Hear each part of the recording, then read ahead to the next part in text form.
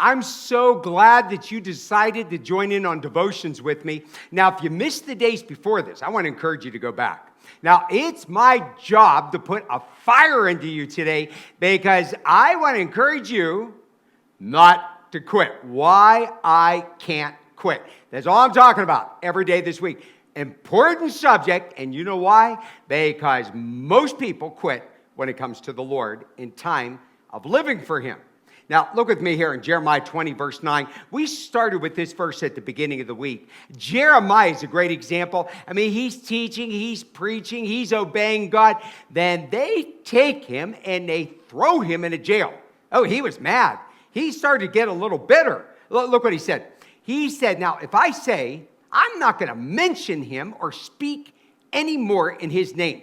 That'd be like me saying, I'm not preaching about Jesus anymore. I mean, I don't like what he's doing in my life or doing in my family's life, and why would he permit these things to happen? Now, Jeremiah said, now, if I tried to do that, this is what was going to happen. He said, there is in my heart, as it were, a burning fire shut up in my bones, and I am weary and with holding it in, and I cannot. He said, I can't hold in the word of God. I have to be obedient to God. This isn't a time to quit on him, and you know why? What I'm pointing out today? Because the end is near.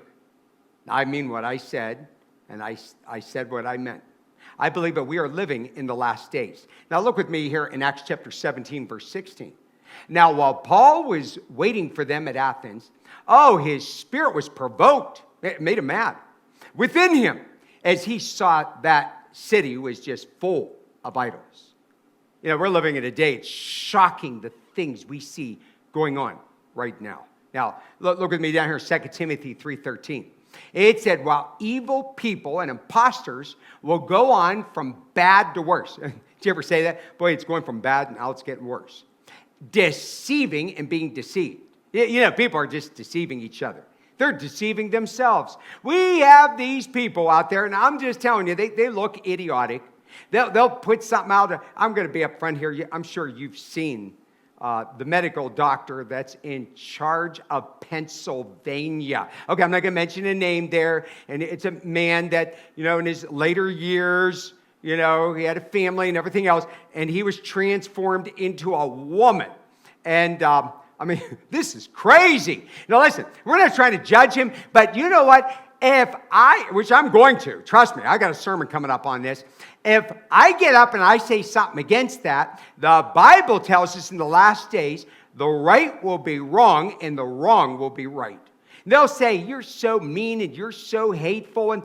And there are men that will look at this male doctor that's been transformed into a woman, and they'll stand with each other on television and they'll say, well, there's nothing wrong with that. Hey, let me tell you something, and I mean this. You can't be a man and say something like that. We need some men to stand up. Listen, this is embarrassing. It really is. But listen, that's not only the only problem. We've got this virus thing going on.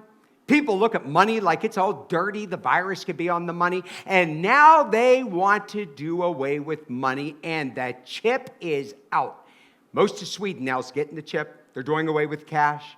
Putting a mark under their skin that you can only buy and sell with that. My friend, listen to me. Now is not a time to quit. Now is not a time to quit.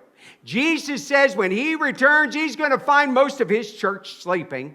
They're going to be lukewarm Christians. And he says, I'd like to spit you out of my mouth. Listen, you want to be a part of that crowd. I want you to join my crowd. Okay, I want you to be on fire and excited. Look with me down Philippians chapter 3:17.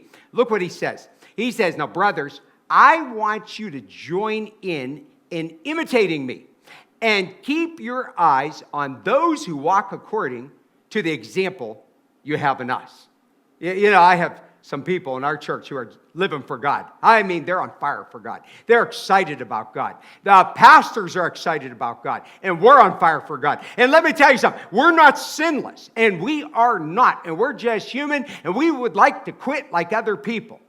But I'm here to tell you, because we know we're living in the last days, we're not going to quit.